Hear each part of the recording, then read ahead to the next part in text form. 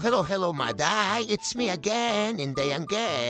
For today's mini vlog, hindi niya ako magadim. May life kasi magluluto tayo. Kumakain na ako ng lunch kanina. Nag-chat ang ama ko na magluto raw ako ng mac and cheese dahil hinda sa hospital para sa kaibigan niya. Naman hinanda ko na aking mga kailangan. Syempre naman, alam naman na magbagal-bagal ako baka mapauwi ang Pilipinas, oy. Nanda ko na nga mga ingredients at ito ang mga kailangan natin. Kailangan natin ng pasta, garlic powder, gatas na nakabote, 3 klase ng keso na hindi ko alam kung anong gamit na matoy, ash parsley, butter, salt and pepper. Yeah!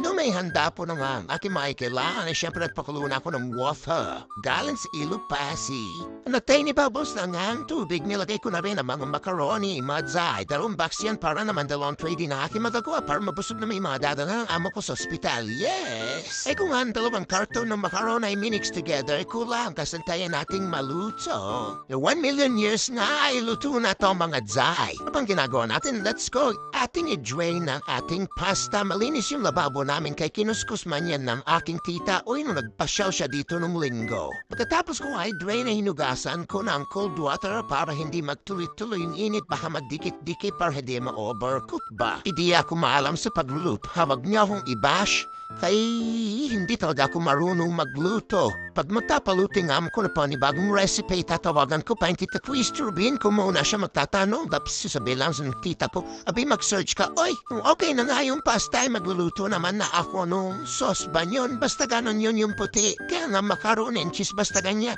Lagay ko yung butter, yes, butter. Low fire lang yan, madzay. Tunawin natin yung butter.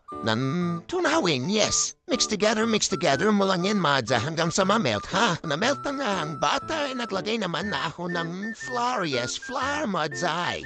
Yan, wala na sukat-sukat yung basta, lagyan muna ng harina, uy. Katapos mong lagyan ng harina ay mix together.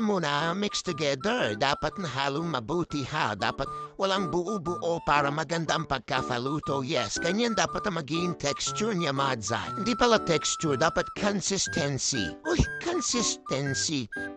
Basta, uy, pahirapan man ako. Naglagay na nga ako ng gatas dyan tapos i-mix together mo, ha? Pag nyo na lang pansinin may tsura ko, ha? Hindi ako dugyot. Ganyan lang mukhang dugyot lang. Napakainit ito sa Hong Kong ba? Hoy, umaga pa lang para ka ng pagod maghapon kahit umaga pa lang.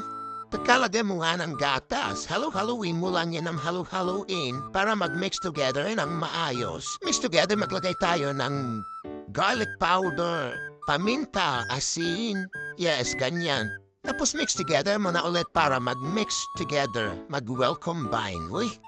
Yan dapat tuloy-tuloy yung halo mo dyan mga day para hindi mamuudon sa ilalim niya, ha. Very, very slow fire only, yes. Feeling mo tunaw na yung asin at yung nilagay mo garlic powder, ilagay mo na rin tong halo-halong keso na to, yes. Tapos tuloy-tuloy mo na yung pag-mix together hanggang sa maging malapot siya ba. Nakita mo akong cottage cheese sa ref. Hindi ko alam kung nilalagyan ba talaga na cottage cheese yan kasi wala naman doon sa recipe. Pakilimera ko, ano ka ba?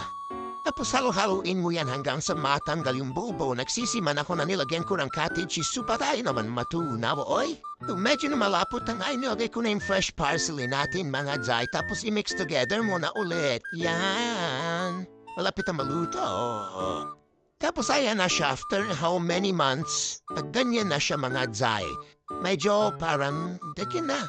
Pagkaluto nga nung white sa sinilagay ko na rin ito, mga pasta niluto ko. Yes, mga pasta yan. Sahis, konti-konti muna ay nilagay kong pasta kasi konti pala yung naluto kong sus mga day. Kasi pag nilagay ko yan lahat ay baka hindi naman magkasya yung sauce, diba? Yung pasta ay haluin muna hanggang sa maging ganyan. Di ko alam kung kulang ba o sobrang nalagay kong pasta. Basta okay na yan. Ganyan. Parang sarap naman mga dzay, no? Tapos ililipat ko na siya sa ililipat ko siya dito sa tray, yes. Luminong tray lang namin ilalagay kasi baka pag dun sa Tupperware, baka hindi na lebalik yung Tupperware namin o kaya dito na lang. Atay ko na nga lahat dito sa tray, maday naglagay na rin ako ng mga cheese. Sobrang cheese kanina, mozzarella ba yun? Nilagay ko sa ibabaw. No, yes, para cheesy.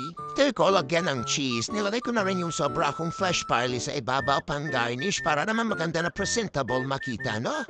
Tapos nilagay ko yan sa nanggigitata naming oven. I-broil ko lang yan ng 5 minutes. After 5 minutes ng pabroil sa oven, ay ganyan na itsura niya mga Jai. Di ba? Galing-galing naman yan. Proud ako sa sarili ko. First time kong gawin yan mga Jai. Oy, Chedan, pwede na i-deliver sa hospital. Feeling ko gagaling yung kakain neto. Kung sino man yung nasa hospital, sana gumaling ka na kasi mapitikman mo na yung very, very, very masarap na macaroni and cheese ni Inday Yang. Yes, thank you for watching, Madzai. Bye!